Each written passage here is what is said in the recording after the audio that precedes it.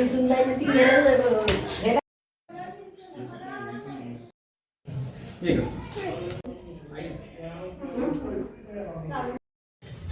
দুপুর বন্ধুরা, আশা করি সবাই আপনারা ভালোই আছেন।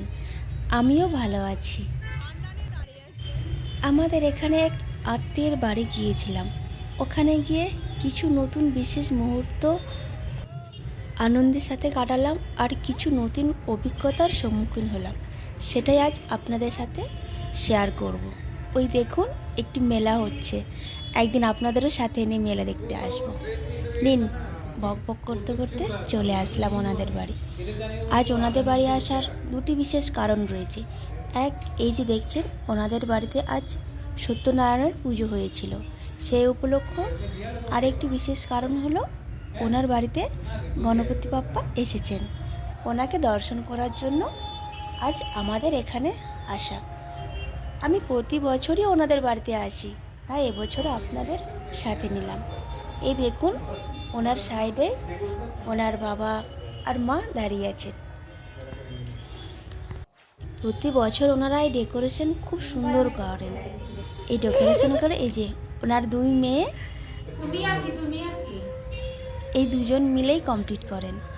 এই যে ওনাদের পুজো হয়েছিল, মা পার্বতী আর ভোলে বাবা দুইজন এখানে দাঁড়িয়ে আছেন। ওখানে গিয়ে জানতে পারলাম ওই যে আমার আত্মীয়া ভাবি, ওনার আজ জন্মদিন। তাই না জেনে শুনে চলে গিয়েছিলাম। ভাবির জন্য একটা কেক নিয়ে আসলাম। আর একটা মজার বিষয় ঘটেছিল জানেন, ওইখানে যে রানী লেখা আছে না, আমরা না জেনে শুনেই লিখেছিলাম, কিন্তু ওটা ভাবির আর একটা নাম ছিল, মানে ডবল পাওনা। নিন, এবার কেক কাটার জন্য সবাই প্রস্তুতি নিচ্ছে।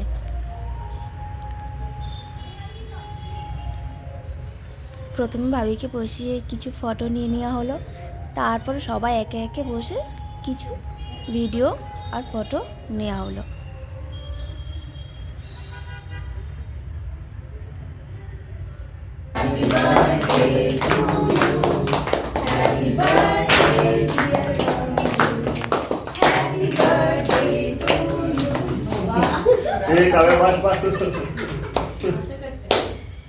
वाह वाह वाह, छान हा. छान. काय निघते बी असं का? अरे नाही. तू नाही मम्मीला चालायचं असते का?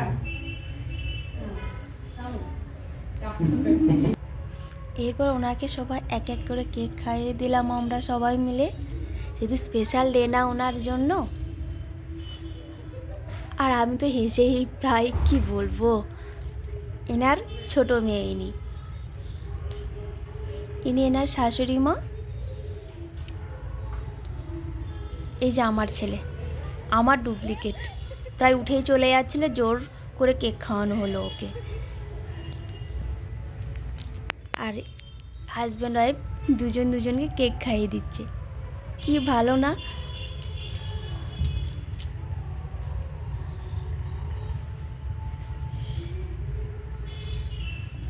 এইভাবে আমাদের কেক কাটার সেলিব্রেশন কমপ্লিট হলো। আর পুচকি ও একদম পুরো জায়গাটা মাত করে রেখেছিল। এই যে নতুন এক অভিজ্ঞতা, যেটা আপনাদের সাথে শেয়ার করার জন্য আজ এসেছি। দেখুন, প্রথম এখানে কেউ আসলে এইভাবে ওনাকে বরণ করে কিছু ওনাকে উপহার দেওয়া হয়। এটা ওনাদের বাড়ির রীতি অনুযায়ী। আমি তো প্রতি বছর আসি, তাই প্রত্যেক বছরই আমি পাই। তাই এই বছর আপনাদের সাথে এটা শেয়ার করলাম। এরপর মেন যিনি গৃহিণী, ওনাকে বরণ করার পালা। উনি তো এতক্ষণ আমাদের সকলকে বরণ করলেন, তাই ওনার শুভকামনার জন্য ওনাকে এবার বরণ করে নিচ্ছেন।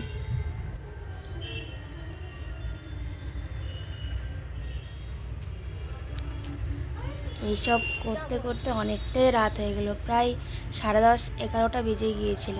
এবার আমাদের বাড়ি ফেরার পালা।